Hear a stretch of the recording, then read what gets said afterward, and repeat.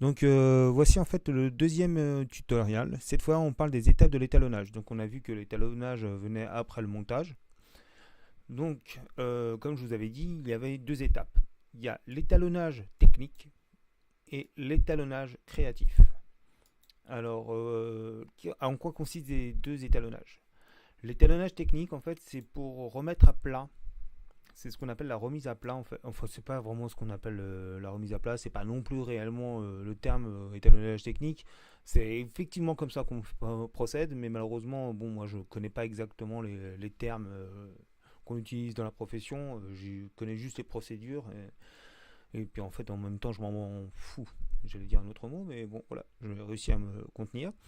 Donc, l'étalonnage technique, en quoi il consiste? L'étalonnage technique, il consiste en fait à une remise à plat des rushs pour qu'on puisse ensuite faire des corrections chorémétriques correctes.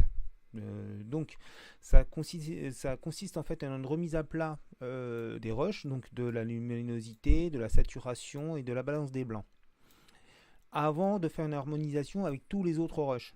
C'est à constater par exemple qu'est-ce qui fonctionne, par exemple s'il y a une dérive vers le rouge, une dérive vers le blanc, etc.